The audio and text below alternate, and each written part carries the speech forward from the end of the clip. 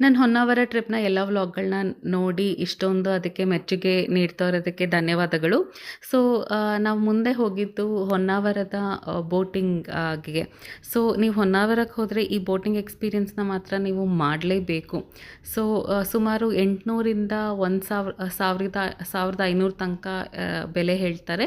ಅಂದರೆ ಒಬ್ಬರ ಹತ್ರನೇ ಕೇಳಬೇಕು ಅಂತಿಲ್ಲ. ಅಲ್ಲಿ ತುಂಬ ಜನ ಬೋಟಿಂಗ್ ಏಜೆಂಟ್ಸ್ ಇರ್ತಾರೆ. ಸೊ, ನೀವು ಒಂದು 3-4 ಕಡೆ ವಿಚಾರಿಸ್ಬಿಟ್ಟು ಯಾರು ಎಷ್ಟು ಜಾಗಕ್ಕೆ ಕರ್ಕೊಂಡು ಹೋಗ್ತಾರೆ, ಎಷ್ಟು ಹೊತ್ತಿಗೆ ಎಷ್ಟು ಅಂತ ವಿಚಾರಿಸ್ಬಿಟ್ಟು ಯಾರು ಬೆಸ್ಟ್ ಡೀಲ್ ಕೊಡ್ತಾರೋ ನೀವು ಅಲ್ಲೇ ಹೋಗ್ಬೋದು. ಬಟ್ ಏನೇ ಹೇಳಿ ಇದನ್ನು ನೀವು ಮಿಸ್ ಮಾತ್ರ ಖಂಡಿತ ಮಾಡಬಾರ್ದು. ಸೊ, ಅರಬ್ಬಿ ಸಮುದ್ರ, ಹಸಿರಿನಿಂದ ಕಂಗೊಳಿಸುವ ಮ್ಯಾಂಗ್ರೋವ್ ಕಾಡುಗಳು, ಶಾಂತವಾದ ನದಿ, ಇದೆಲ್ಲ ಒಂದೇ ಜಾಗದಲ್ಲಿ ನೀವು ನೋಡಬೇಕು.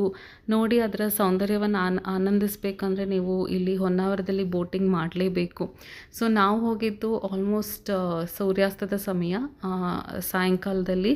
ಸೊ, ಆದ್ದರಿಂದ ಇನ್ನೂ ಕೂಡ ಸುಂದರವಾಗಿತ್ತು. ನೀವೀಗ ನೋಡ್ತಾ ಇದ್ದೀರಲ್ಲ ಹೇಗೆ ಸೂರ್ಯನ ಕಿರಣಗಳು ಆ ನೀರಿನ ಮೇಲೆ ಬಿದ್ದಾಗ ಎಷ್ಟು ಸುಂದರವಾಗಿ ಕಾಣ್ತಿದೆ ಅಂತ.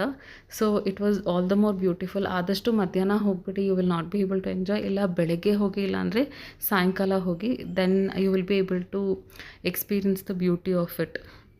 ಸೊ, ನೀರಿನ ಮೇಲೆ ನಿಧಾನವಾಗಿ ಸಾಗ್ತಿರೋ ಬೋಟು, ಎರಡೂ ಕಡೆ ಹಸಿರಿನ ಮರಗಳು, ತಂಪಾದ ಗಾಳಿ.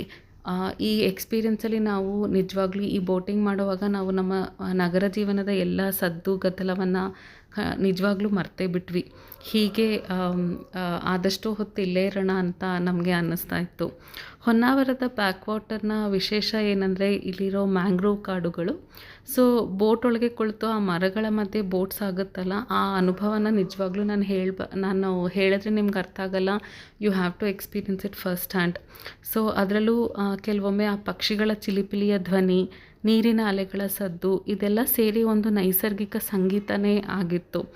ಸೊ, ಈ ಬೋಟಿಂಗ್ನಲ್ಲಿ ಮತ್ತೊಂದು ವಿಶೇಷ ಏನಂದರೆ, ನಾನು ಹೇಳ್ದಂಗೆ ಆ ಸೂರ್ಯನ ಕಿರಣಗಳು, ಎಸ್ಪೆಷಲಿ ನೀವು ಬೆಳಗ್ಗೆ ಅಥವಾ ಸಾಯಂಕಾಲ ಬಂದರೆ ಸೂರ್ಯನ ಕಿರಣಗಳು ನೀರಿನ ಮೇಲೆ ಬಿದ್ದಾಗ ನೀರಿನ ಸೌಂದರ್ಯ ಇನ್ನೂ ಹೆಚ್ಚುತ್ತೆ. ಆವಾಗ ನೀವು ಎಷ್ಟು ಫೋಟೋ ತೆಗೆದ್ರು, ಎಷ್ಟು ವೀಡಿಯೋ ತೆಗೆದ್ರು ಸಾಲದು ಅಂತ ಅನಿಸುತ್ತೆ.